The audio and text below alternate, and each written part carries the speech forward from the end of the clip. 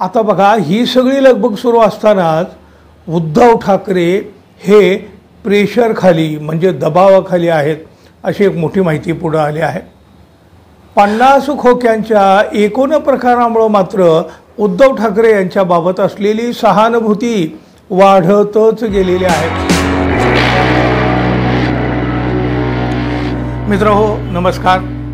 गेल्या 2-2.5 वर्षापासून महाराष्ट्रात चाललेलं किंबहुना चालवलेलं राजकारण जनतेला मुळीच आवडलेलं नाही।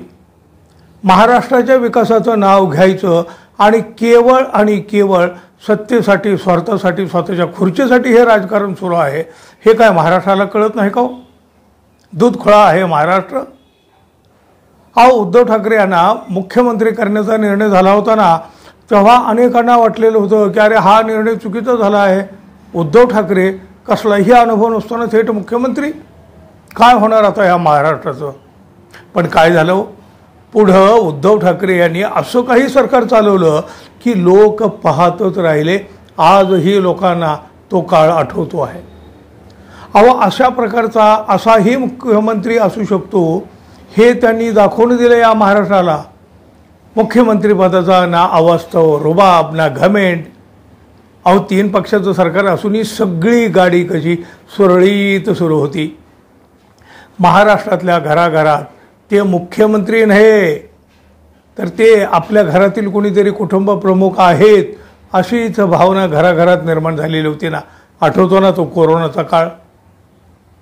पण बघा, नेहमी चांगल्या गोष्टीला दृष्ट लागते, नजर लागते, हे तर आपण पाहतो।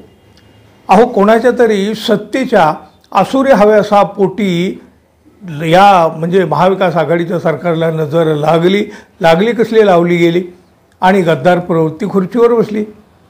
न्यायालयात ही काय आता सुरू आहे आपण पाहतो आहोत। गेली 2-2.5 वर्ष 50 खोक्यांच्या एकूण प्रकारामुळे मात्र उद्धव ठाकरे यांच्याबाबत असलेली सहानुभूती वाढतच गेलेली आहे।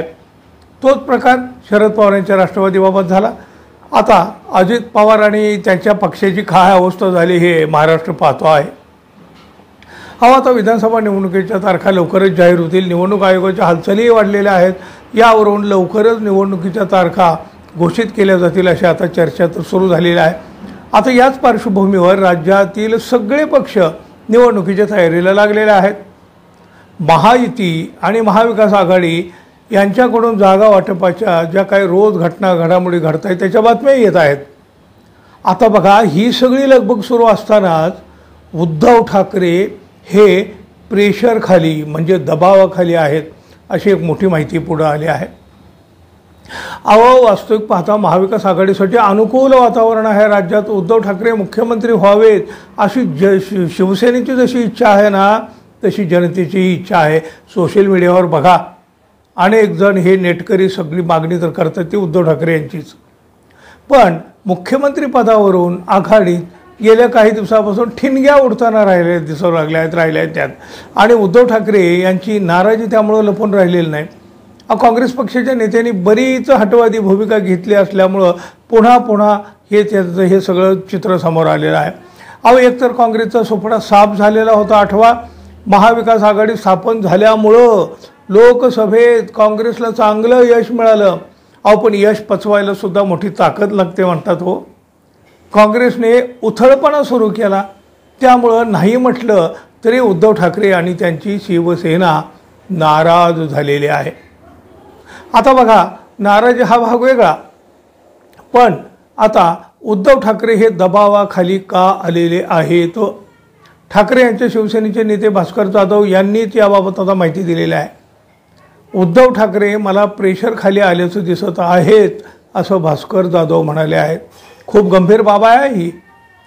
जेव्हा लोकसभेच्या निवडणुकीच्या घोषणा झाल्या तेव्हा राज्यामध्ये काँग्रेसची एकही जागा नव्हती। ते नाही म्हणायला ते चंद्रपूरमधून एकमेव बाळू धानोरकर निवडून आलेले होते, मात्र त्यांचंही दुर्दैवानं निधन झालं। शरद पवारांचे 3 राहिले, 1 तिकडे गेला। उद्धव ठाकरेंच्या 18 जागा निवडून आलेल्या होत्या आणि त्यांच्यासोबत फक्त 6 खासदार उरले। उद्धव ठाकरे यांच्या खासदारकीच्या कमी जागा निवडून आल्या, राष्ट्रवादीच्या जागा स्ट्राईक रेट प्रमाणे जास्त निवडून आल्या आणि शून्य सदस्य संख्या असलेल्या काँग्रेसच्या जागा जास्त निवडून आल्या. महाविकास आघाडीत सर्वाधिक जागा काँग्रेसला मिळाल्या. त्यामुळं थोडंसं कळत नकळत विधान करतोय. माझ्या राजकीयदृष्ट्या अडचणीचंही आहे. थोडेसे उद्धव ठाकरे हे प्रेशर खाली आल्यासारखे मला दिसत आहेत, पण त्यांनी प्रेशर खाली येण्याची काही गरज नाही असं त्यांचेच नेते म्हणजे शिवसेनेचे भास्कर जाधव म्हणाले आहेत. उद्धव ठाकरे यांच्यामुळं महाविकास आघाडीला 31 जागा मिळालेल्या आहेत. तुम्ही कमीत कमी जागा घेऊन जास्तीत जास्त उमेदवार निवडून आणण्याचा प्रयत्न करा, पण कमीत कमी जागा घेण्याचा विचार करण्याचं काही कारणही नाही. शेवटी 2019 उद्धव ठाकरे यांचा पक्ष 1 नंबरला होता, पवारांचा 2ऱ्या नंबरला होता आणि सगळ्याच्या शेवटी काँग्रेस पक्ष होता. त्यामुळं जागाबाबत जर काँग्रेसचे नेते जी काही विधानं करीत आहेत ना, तर त्यांना नम्रपणे सांगायचं आहे 2019ची निवडणूक कोणीही विसरू नये.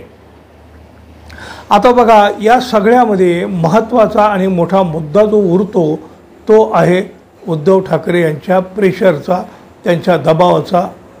उद्धव ठाकरे यांच्यावर नेमकं कशाचं आणि कोणाचं प्रेशर आहे? भास्कर जाधव तसं काही स्पष्ट बोलले नाहीत. निवडणुकीच्या तोंडावर मात्र उद्धव ठाकरे हे दबावाखाली असणं महाविकास आघाडीला परवडणार नाही. उद्धव ठाकरे हे शिवसेना प्रमुख बाळासाहेब ठाकरे यांचे पुत्र आहेत. हो, वाघाचा बछडाच म्हणा ना. ते काय असे लेचेपेचे नाही आहेत की कुणीही काय केलं की ते दबावाखाली यायला वगैरे वगैरे. पण भाजपाचे नेते अमित शहा आणि नरेंद्र मोदी यांना देखील त्यांनी थेट अंगावर घ्यायला मागं पुढं पाहिलं नाही. मग हे नक्की चाललंय तरी काय हो? अहो, एकीकडे महाविकास आघाडीला चांगले दिवस येताना दिसत आहेत, तर दुसरीकडं महायुती धास्तावलेल्या अवस्थेत आहे. मग उद्धव ठाकरे यांच्यावर प्रेशर नक्की कसले? अहो, पराभूत मानसिकतेचा सैनिक लढाई जिंकू शकत नसतो. काँग्रेसचा आडमोठेपणा तर त्यांच्या या प्रेशरचं कारण नसावं का? हे बघा, आक्रमक भूमिका जर घेतली उद्धव ठाकरे यांनी तर महाविकास आघाडी फुटूही शकते. आणि नमती भूमिका घ्यायची म्हटलं तर पक्ष आणि पक्षातल्या नेत्यांचा प्रश्न आहे. म्हणजे धरलं तर चावतंय आणि सोडलं तर पळतंय अशी परिस्थिती झाली ना. शरद पवार यांच्या राष्ट्रवादीने महाविकास आघाडीत कशी संयमाची भूमिका घेतलेली आहे, ती भूमिका काँग्रेसच्या नेत्यांना का जमत नसेल बरं? अहो, काँग्रेसचा बंद पडलेला श्वास कोणामुळं सुरू झाला? अहो, याचा विचार काँग्रेसच्या नेत्याने करायला हवा की नको? नाना पटोले यांना मुख्यमंत्र्यांची भौतिक स्वप्न पडू लागलेले आहेत.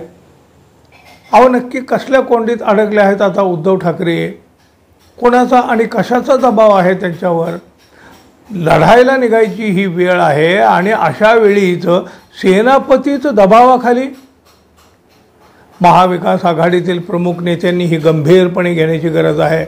नव्हे, गंभीरपणे घ्यायलाच पाहिजे. तुम्हाला काय वाटतं? तुमची मतं कमेंट बॉक्समध्ये जरूर मांडा. आणि हो, आपण अजून आपल्या चॅनलवर नवीन असाल किंवा अजून आपल्या चॅनलला सबस्क्राईब केलेलं नसेल तर कृपया सबस्क्राईब करावं ही अपेक्षा आहे. धन्यवाद. पुन्हा भेटूच. तोपर्यंत नमस्कार.